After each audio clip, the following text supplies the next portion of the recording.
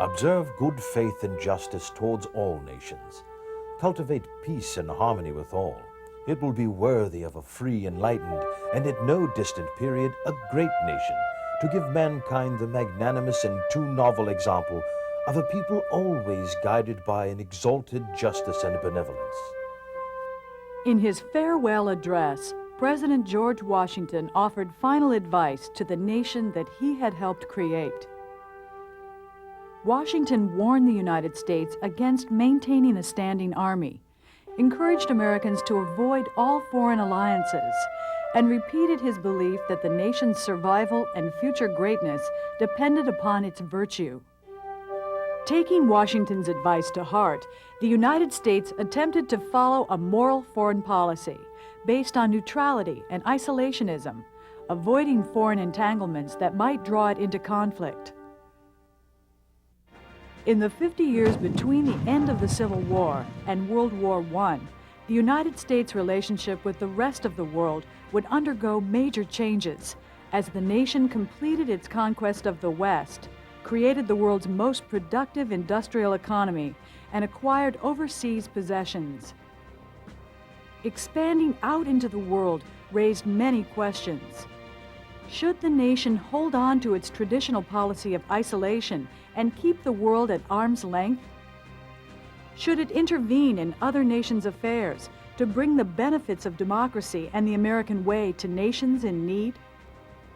Or should it, like the great powers of Europe, acquire its own overseas empire and join the ranks of the great nations of the world?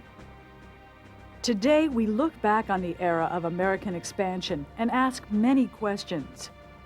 What motivated the United States to expand its influence into the Caribbean and Pacific? How did the nation treat the people with whom it came into contact?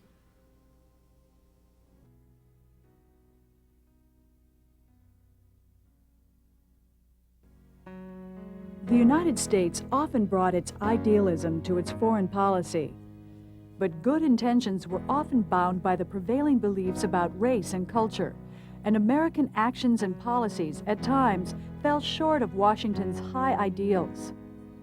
Such was the case in the final conquest of the Native Americans as the young nation pushed westward.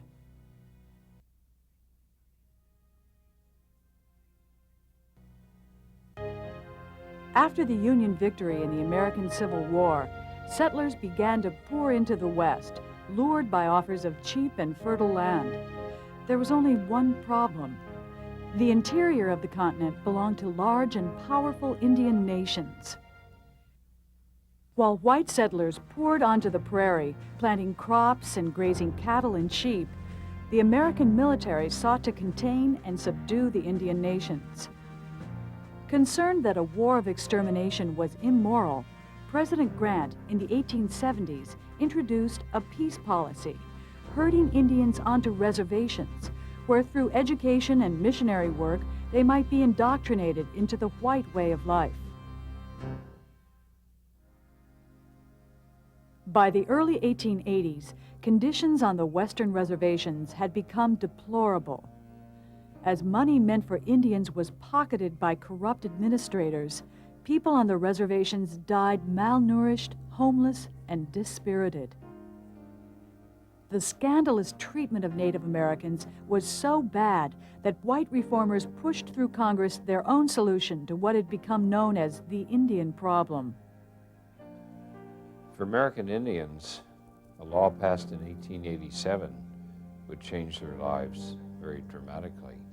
Congress passed a law that was called the Dawes Act, which tried to break up tribal land and allot land individually to Indian families. People used to tell me, you look in one direction and as far as your eyes can see, and from there as far as your eyes can see, and from there as far as your eyes can see, in any direction that used to be our land. Now we're, subjected to parcels. And this parcel has been checkerboarded, so we're isolated from one another. When land was allotted to people individually, rather than held collectively by a tribe, then it really was an attempt to undermine tribal identity to get Indians to think individually as Americans, not as Arapaho or Cheyenne or Sioux. The subdivision of tribal lands under the Dawes Act left millions of surplus acres that were sold off to white settlers and investors. The money the government made from the land sales was supposed to finance Indian education.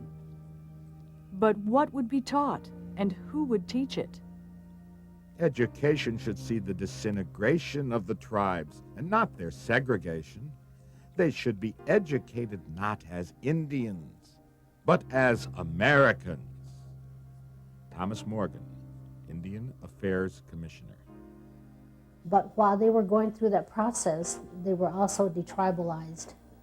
They were told that their values were not very good, that their way of life was no good, that they had to become Christians, that they had to become members of the white society. Only generations later would Americans rethink the morality of this final attempt to erase Indian cultural identity.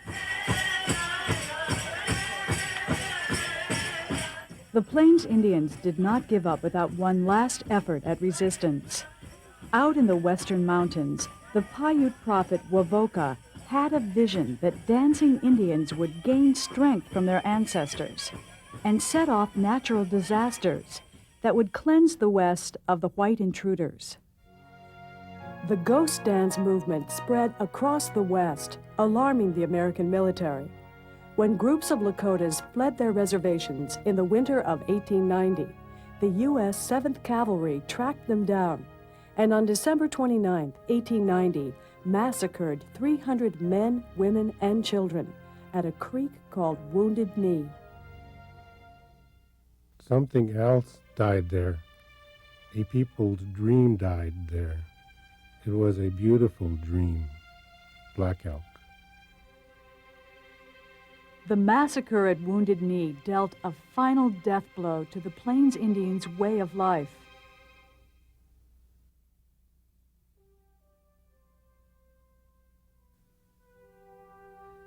With the conquest of Plains Indians, the long westward march that had begun with the arrival of the first European settlers more than 200 years earlier was finally over. Already the United States was looking for new worlds to conquer beyond its own national borders. American factories are making more than the American people can use. American soil is producing more than they can consume. Fate has written our policy for us. The trade of the world must and shall be ours. As Senator Albert J. Beveridge pointed out so boldly, in order to keep growing, America's booming industrial economy needed new sources of raw materials and new markets. In the decades following the Civil War, the United States would expand its trade, its territories, and its influence.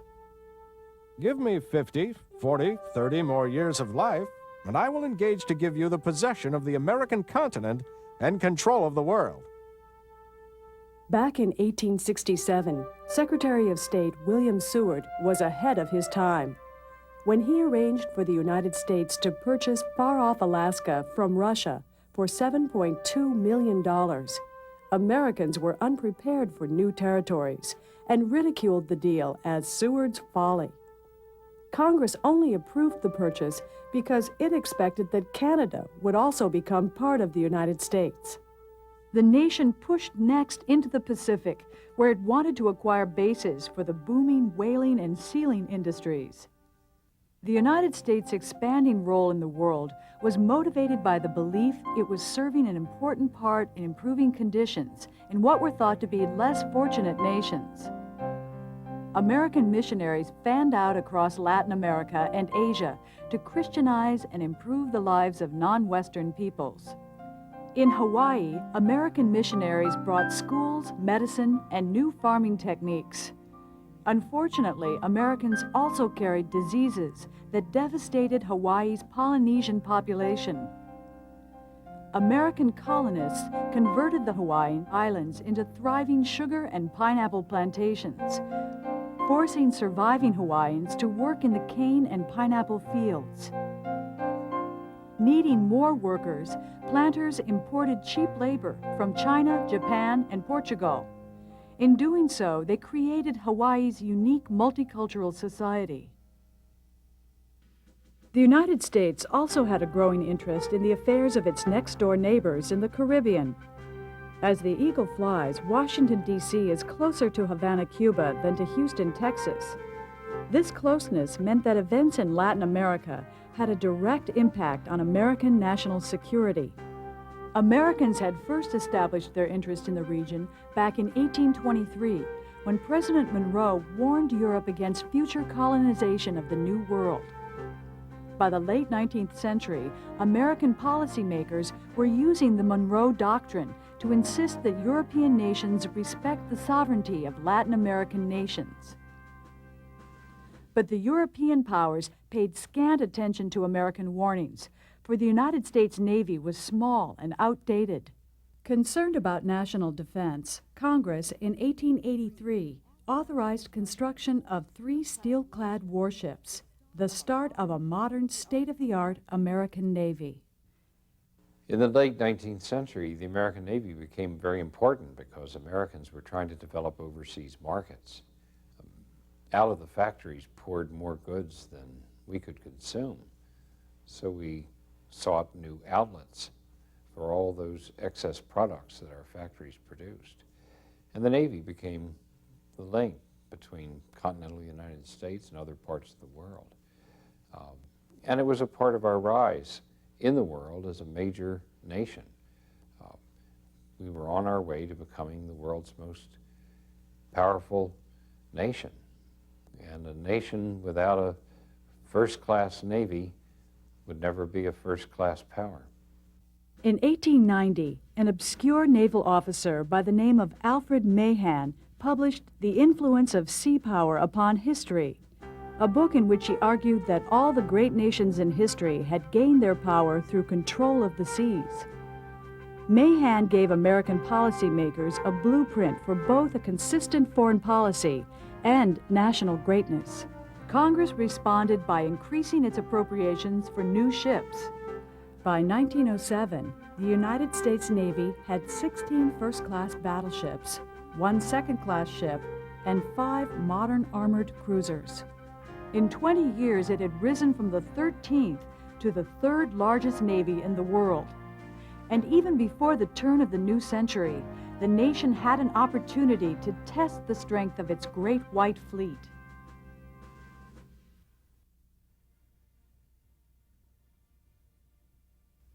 In February 1895, Cuban nationalists once again rebelled against their Spanish rulers. In the course of a brutal and bloody civil war, the Spaniards herded Cuban civilians into concentration camps, where at least 100,000 died of starvation, exposure, and dysentery. Back in the United States, newspaper publishers Joseph Pulitzer of New York World and William Randolph Hearst of the Journal fired off blasts of exaggerated, sometimes false, but always sensational stories to create public outrage, increase the sale of their papers, and force Congress to help the Cuban revolutionaries. A wave of sympathy for the Cubans swept across the U.S. People demanded that the American government do something to help. On the evening of February 15th, the American battleship Maine was resting peacefully in Havana Harbor on a courtesy call to the Cubans. Suddenly, an explosion went off, and the Maine sank like a stone, taking at least 260 American sailors and officers down with it. Although there was no evidence to link the Spanish to the explosion, the American public wanted revenge. Calling for Americans to remember the Maine, the American press called for war. On April 11th, President William McKinley asked Congress for the authority to intervene to end the fighting in Cuba. In the name of humanity, in the name of civilization, in behalf of endangered American interests, which give us the right and the duty to speak and to act, the war in Cuba must stop. Negotiations with Spain dragged on until April 23rd, when McKinley called for 125,000 volunteers for military service.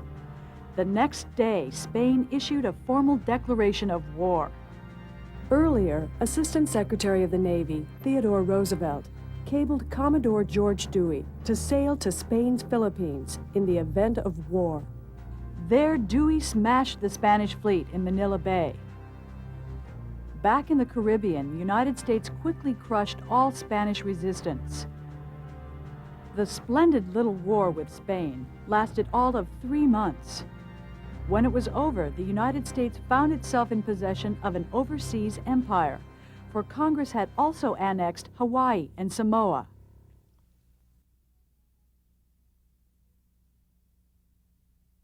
Conquest raised many new questions. What, for example, would be the fate of the millions of non-whites now living under American sovereignty? Were the new territories colonies? Could they become states? Were they protected by the U.S. Constitution? The United States would come up with different answers for its new possessions. In the late 19th century, Germany, Italy, and Japan joined Europe's older empires in the rush for overseas possessions. European nations carved up large sections of Africa. England and Germany pushed for economic control over many Latin American nations, while France took over large sections of Indochina. By 1914, more than 80% of the world's land was under European control. Believing that Americans were among the great fighting races of the world, Theodore Roosevelt and other expansionists wanted the United States to keep its newly won territories as part of an American world empire. Many American policymakers were excited about the foothold that the Philippines gave the United States in the commerce of Asia. In order to gain access to the huge Chinese markets, Secretary of State John Hay called for an open-door policy in which European nations would agree to the right of free trade for all nations wanting to do business in China and pledge to respect Chinese independence. At first, President McKinley was unsure about what to do with the Philippines, but after weighing all of the options, finally made his decision. Take them all and educate the Filipinos, and uplift and civilize and Christianize them, and by God's grace do the very best we could by them as our fellow men for whom Christ died. These sounded like noble sentiments, but what did the Filipinos think of all of this? Filipino leader Emilio Aguinaldo insisted on his nation's independence and led an armed resistance against the Americans that would continue for 3 years and cost more than 4,000 American and more than 200,000 Filipinos' lives. Back home, opposition to the war grew quickly. The Anti-Imperialist League vigorously opposed the war. Their members included such prominent Americans as former Presidents Benjamin Harrison and Grover Cleveland, industrialist Andrew Carnegie, and writer Mark Twain. Senator George F. Hoar of Massachusetts denounced the United States for descending from the ancient path of Republican liberty which the Founding Fathers trod down into the modern swamp and cesspool of imperialism. Imperialism is defined generally as the activities of one society to control the affairs of another. Generally, it can be accompanied by colonialism, actual physical occupation of another society, but it doesn't have to be. It can be simply sufficient political power or sufficient economic power, and often cultural influence, so much that the imperial society has an overweening, a dominant say in what goes on in the other society. As the Filipino-American War dragged on, atrocities committed by both sides turned the fighting vicious. American troops tortured and killed prisoners, slaughtered whole villages, and destroyed their crops in order to starve the Filipinos into submission. Once the Filipino War ended in 1902, the U.S. government and American missionaries worked to improve the lives of Filipinos, constructing schools and hospitals, and setting up a civilian government. The United States would not grant the Filipinos their independence until after the Second World War.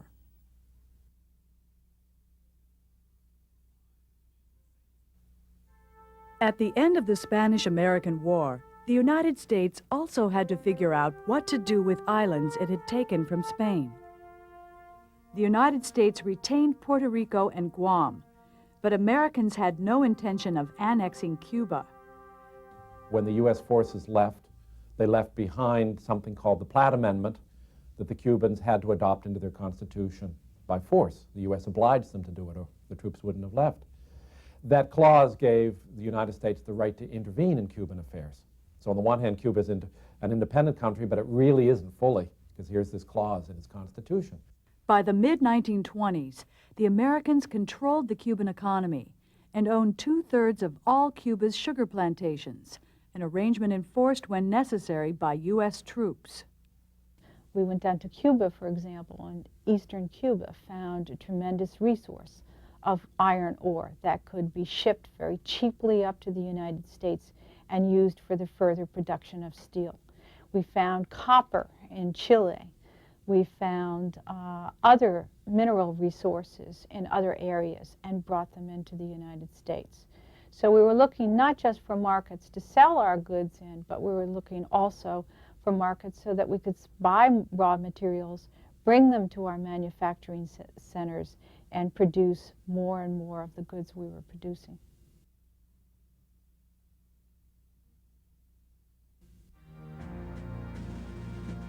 During the Spanish-American War, it had taken the USS Oregon 60 days to steam from the Pacific to the Atlantic. A canal linking the Pacific and Atlantic Oceans would be good for both the American Navy and for trade. When President McKinley was killed by an assassin's bullet in 1901, Vice President Theodore Roosevelt became president. Roosevelt stated his foreign policy in the menacing phrase, "Speak softly and carry a big stick." By big stick, he meant power, and he meant to use that power to get the United States a canal.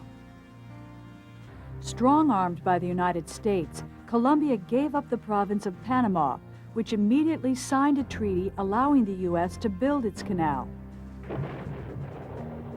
Construction of the Panama Canal was a marvel of modern engineering. By the time the canal finally opened in 1914, the Army Corps of Engineers had dug enough dirt out of the big ditch to build 63 replicas of the Pyramid of Cheops.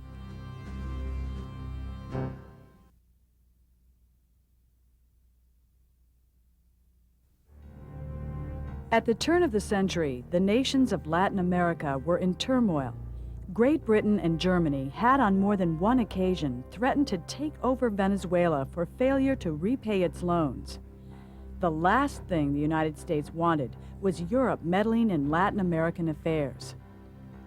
Another nation, the Dominican Republic, had been continually ripped by revolution since 1899. I have the same desire to annex it as a gorged boa constrictor might have to swallow a porcupine wrong end too, said Roosevelt. But by the spring of 1904, he thought he might have to do nothing but what a policeman has to do. Chronic wrongdoing and the adherence of the United States to the Monroe Doctrine may force the United States, however reluctantly, in flagrant cases of such wrongdoing or impotence, to exercise of an international police power.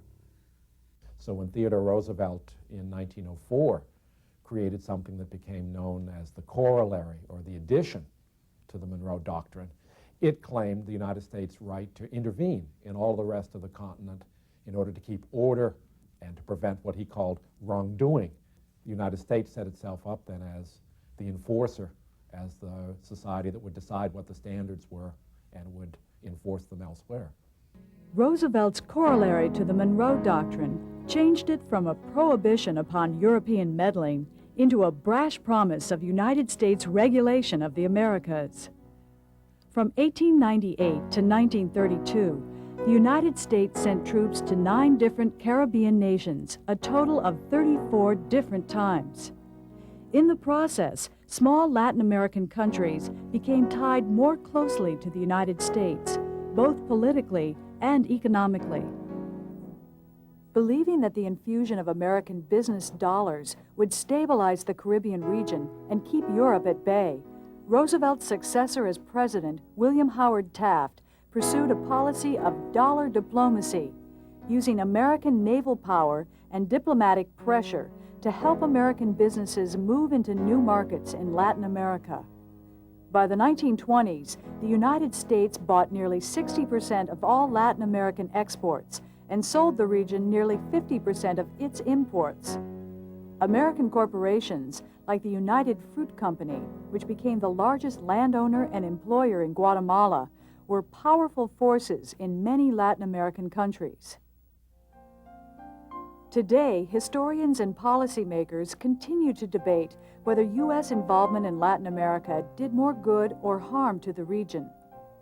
One school of thought argues that American investors transformed jungles into productive farmlands, built hospitals and sanitation facilities to eradicate disease, and constructed railroads, ports, and schools as they developed the economies of host countries.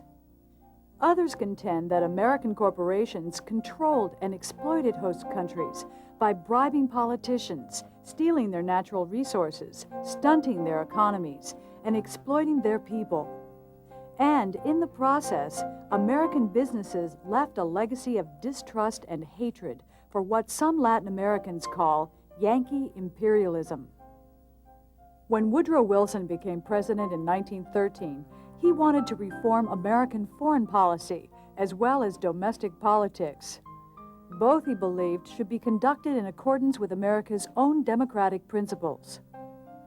Wilson opposed Taft's dollar diplomacy as an extension abroad of American monopolistic business practices. He promised the nations of Latin America that the United States would never again seek one additional foot of territory by conquest.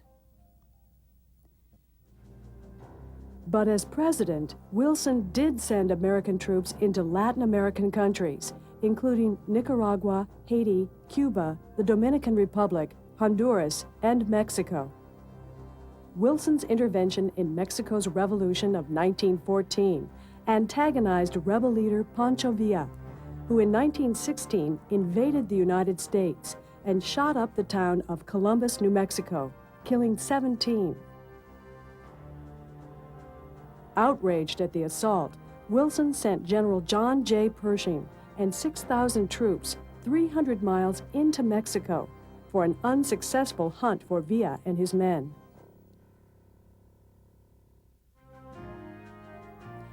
In the years between the end of the Civil War and Pershing's expedition into Mexico, the United States had emerged as a major military power, expanded its trade and territory, and begun to export the American way of life to peoples in both Asia and the Caribbean. A great war waging in Europe would soon draw the United States even more deeply into world affairs. By the early 20th century, the United States had indeed joined the ranks of the great nations of the world.